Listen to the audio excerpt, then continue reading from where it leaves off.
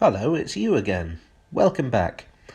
Now, in these videos, I've noticed that I make a lot of reference to the railways of Britain and their history.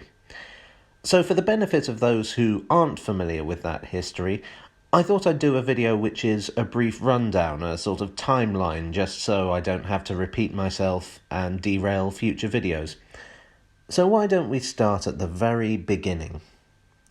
A long time ago, the first railways, which we call wagonways, were built.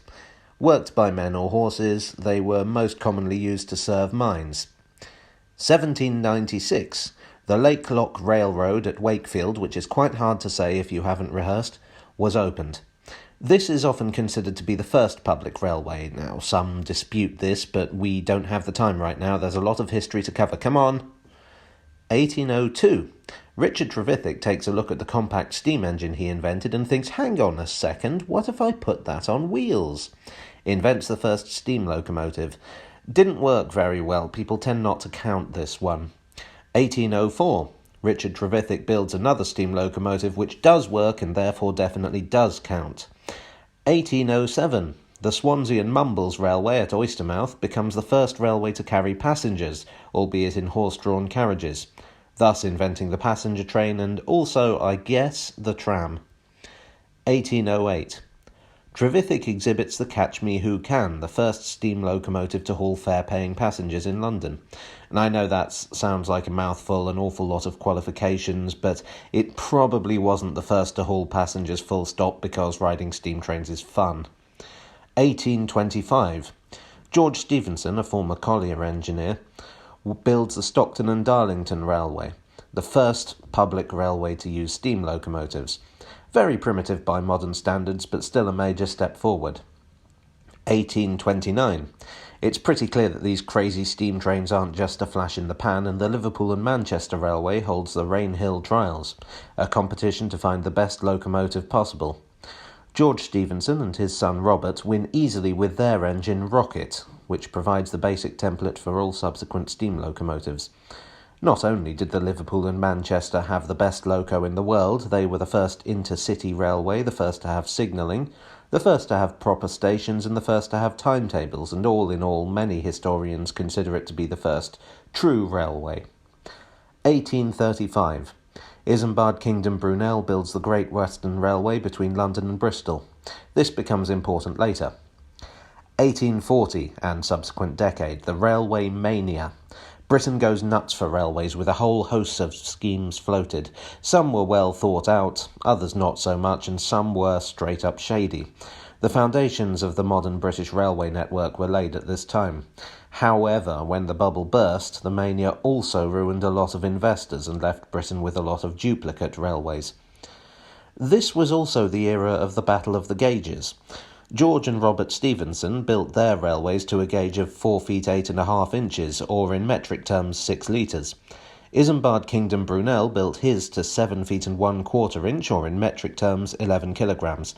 This was a real pain in the old backside because it meant that you couldn't take cargo from, say, Manchester to Penzance without unloading and reloading. In 1846, Parliament ruled in favour of the more common Stephenson Gauge, which we now call standard gauge. But don't worry, viewers, Robert S. and Brunel were BFFs. 1863. The Metropolitan Railway, the first underground line, opens in London. 1883. Volks Electric Railway, the first electric railway in Britain, opens in Brighton. 1892. The last of the Great Western Railway's broad gauge track is converted to standard. Late 19th century. The railways on the east and west coasts vie to provide the fastest service to Scotland in what would become known as the races to the north. Edinburgh is kind of the prettiest girl at the dance at this time. Who won? Everybody, with new, faster and more frequent trains. 1923. The grouping.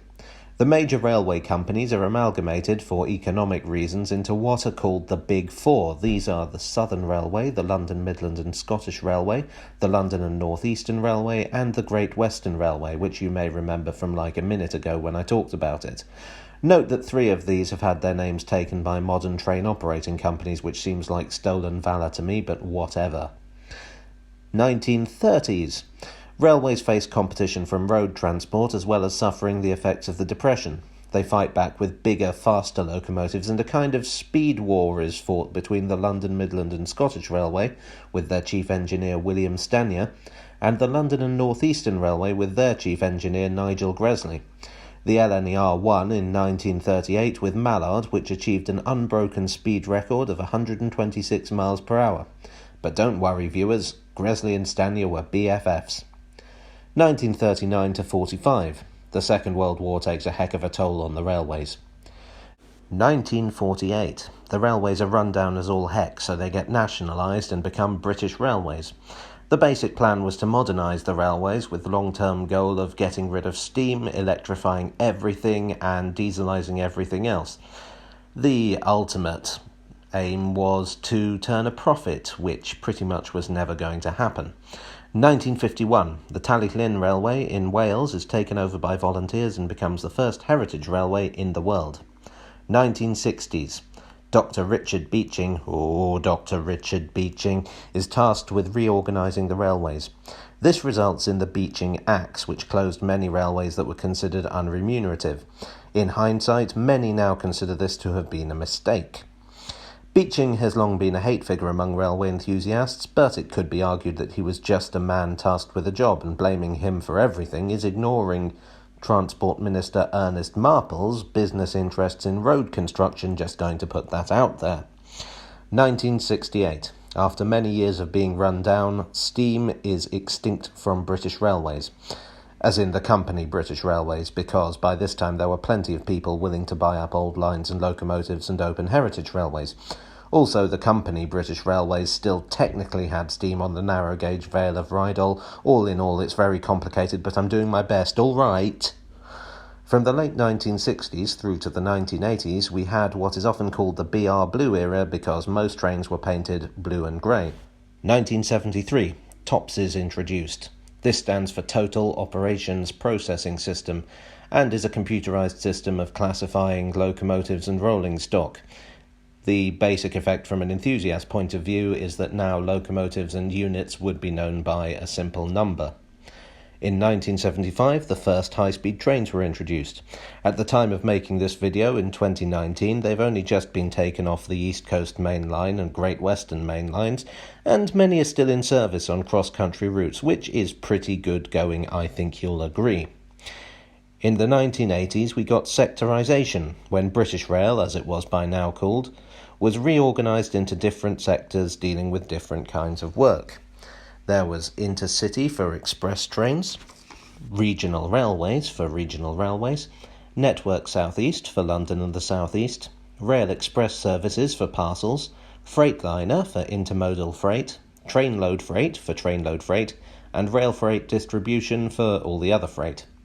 In 1994, the railways were privatised, and that's pretty much where we are today. I honestly can't keep track of all the different privatised companies, and I must admit I'm not really into the modern scene, no offence to those who are, but that's where we are today. As for what the future holds, well, who can say?